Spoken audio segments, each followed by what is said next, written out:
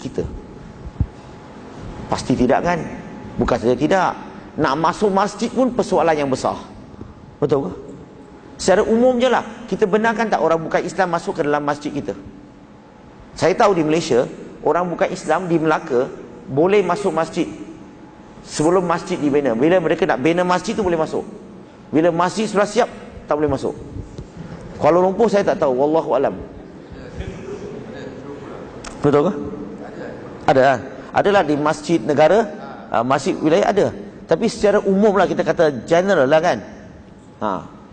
Tahu tak kenapa kebanyakan masjid di Malaysia dan surau kita tak benarkan orang bukan Islam masuk?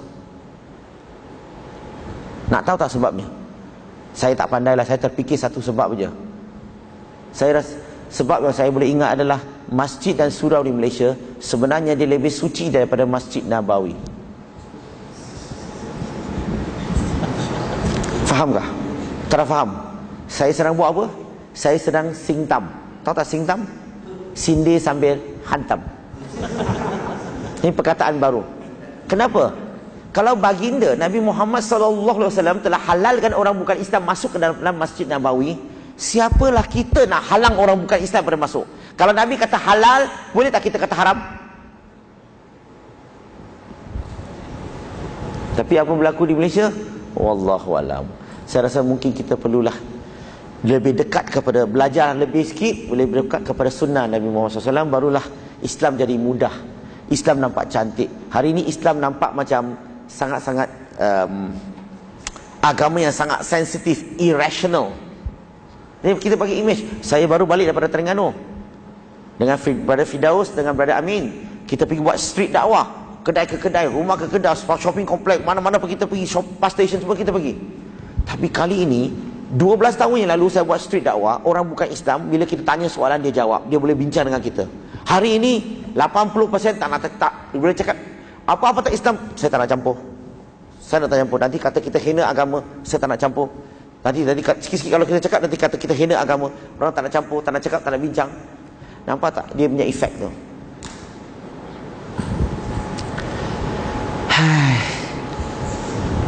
Tak apalah.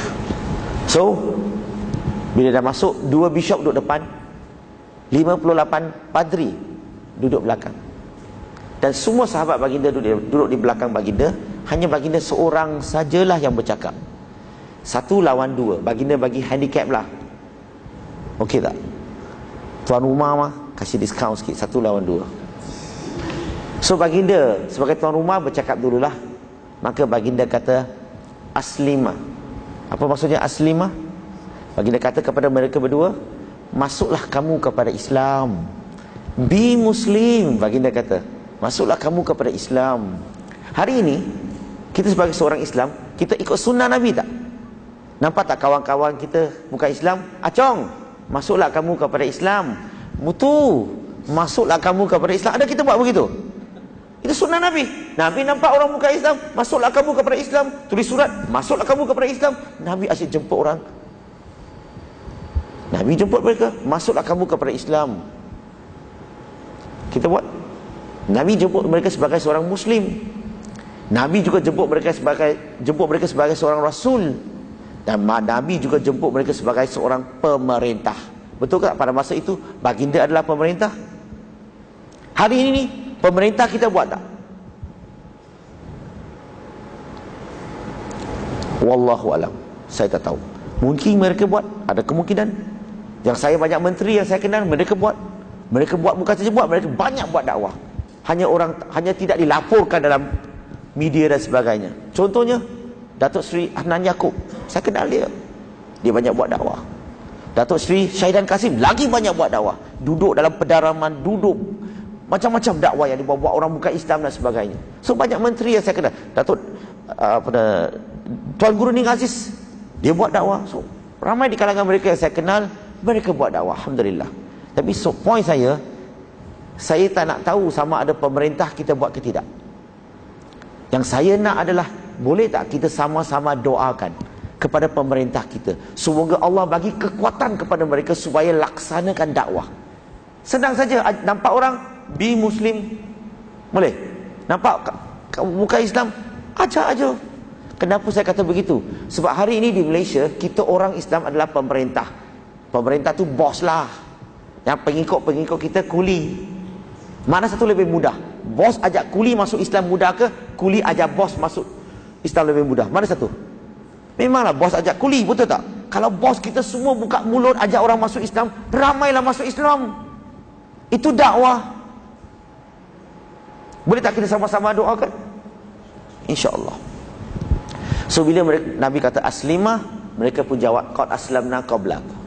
Jika kata kami telah lama Islam, lebih awal Islam daripada kamu, kami telah lama Islam. Dan ulama-ulama Islam kaji kata-kata bishop ini. Ulama-ulama Islam kata, kata-kata mereka ni memang ada kebenaran. Memang Islam telah wujud sebelum kedatangan Nabi Muhammad sallallahu alaihi wasallam. Betul atau tidak? Baginda hanyalah Nabi yang terakhir atau Rasul yang terakhir.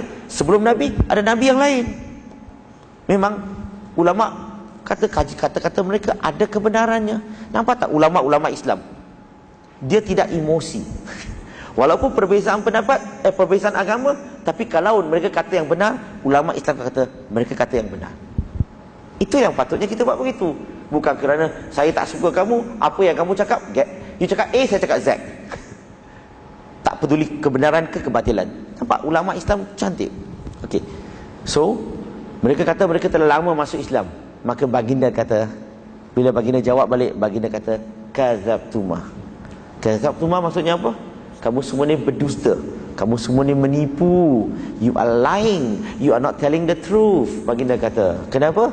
Baginda kata kepada mereka lagi, mana akumal minal islami da'akumal lillahi waladan wa ibadatukumas salib wa akalkumal akhinzir. Baginda kata kamu semua terhalang daripada agama Islam. Kamu semua terhalang. Kenapa? Semua terhalang sebab kamu kata Allah mempunyai seorang anak. Betul tak dalam agama Kristian, orang Kristian semua kata Jesus Christ is the son of God? Syirik tak kepada Allah? Syirik. Sebab tu dah baginda kata kamu semua terhalang. Kamu terhalang sebab akidah kamu syirik kepada Allah. Dan baginda kata kamu terhalang lagi sebab kamu memulia-muliakan salib. Saya masih ingat lagi 2 tahun yang lalu saya pergi ke Austria, pergi Germany, Munich dan sebagainya. Ada dialog di sini dengan Kristian di situ. Saya pergi ziarah gereja-gereja sana. Ada setengah-setengah orang sembah salib. Bukan saja mulia-mulia, malahan sembah dah hari ini. Nabi kata mulia-muliakan salib. Tengok orang Kristian, bila dia buat cerita pun nampak Dracula. Tahu Dracula tak? Nak bunuh Dracula gunakan apa? Dia gunakan salib. Sebab dia ingat salib ada kuasa.